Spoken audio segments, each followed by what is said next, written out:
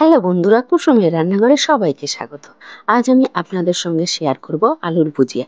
আমরা বেশিরভাগ সময় দোকান থেকে প্যাকেটের কেনা আলুর ভুজিয়া খেয়ে থাকি, তবে বাড়িতে খুব সহজ পদ্ধতিতে আলুর ভুজিয়া বানিয়ে নেওয়া যায়।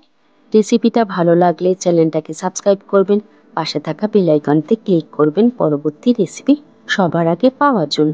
তাহলে দেখে নেওয়া যাক। এটা বানানোর জন্য আমি আগে থেকে দুটো আলু সিদ্ধ করে একদম ঠান্ডা করে নিয়েছি। আলুগুলো গ্রেটারের সাহায্যে গ্রেট করে নেব, যাতে আলুর মধ্যে কোনো দানা না থেকে যায়।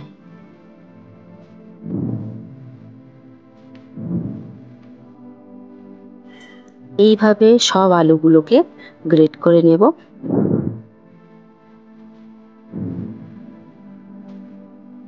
আমার গ্রেট করা হয়ে গেছে, আমি এটা হাত দিয়ে মাখিয়ে নেব।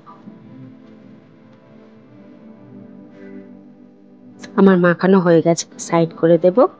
একটা বোল নিয়েছি, আমি 1 কাপ বেসন নিয়েছি, বেসনটাকে চেলে নেব। বেসনের মধ্যে দানা দানা থাকে, সেটা বেরিয়ে যাবে। চালা হয়ে গেছে, আমি দিয়ে দেব 1/2 চামচ লবণ, 1/2 চামচ হলুদের গুঁড়ো, 1/2 চামচ কাশ্মীরি লঙ্কার গুঁড়ো, 1/2 চামচ দিয়ে দেব ধনিয়া গুঁড়ো, 1/2 চামচ গোলমরিচের গুঁড়ো আর 1/2 চামচ আমচুর পাউডার দিয়ে এটাকে চেলে নেব।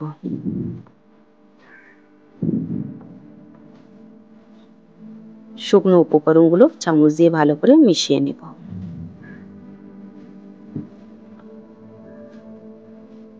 ভালো করে মেশানো হয়ে গেছে, আমি এখানে 1/2 চামচ আদার পাউডার দিচ্ছি। এটা চাইলে আপনারা নাও দিতে পারেন, এটা অপশনাল।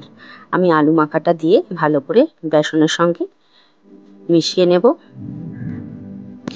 অল্প একটু রিফাইন অয়েল দিয়ে দিয়েছি, তেলটা দিলে ভুজিয়াটা ক্রিস্পি হবে। এটা ভালো করে মাখাতে হবে।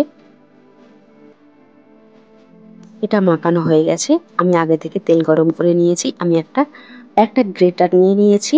আমি এরকম অল্প ডো নিয়ে এরকম চাপ দিয়ে নেব।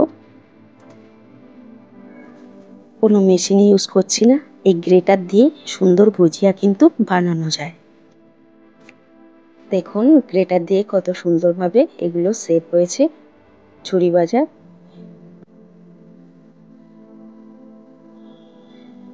আমি এগুলোকে একটু নেড়ে নেব। 2 থেকে 3 মিনিট হয়ে গেলে আমি এগুলোকে উল্টে দেব।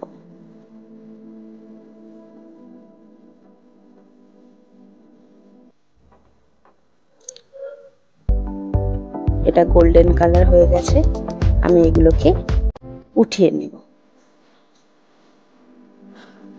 একইভাবে আমি সব ভুজিয়াগুলো ভেজে নেব। দেখুন আমার ভাজা হয়ে গেছে। এরকম ভাবে আপনারাও বাড়িতে বানিয়ে নেবেন, খেতে কিন্তু একদম দোকানের মতো হয়। দেখুন কতটা সুন্দর হয়েছে, কতটা মুচমুচে হয়েছে, আওয়াজটা শুনে বুঝতে পারছেন। আলুর ভুজিয়া বানিয়ে অনেক দিন পর্যন্ত বাড়িতে রাখতে পারেন। রেসিপিটা ভালো লাগলে লাইক কমেন্ট শেয়ার করবেন।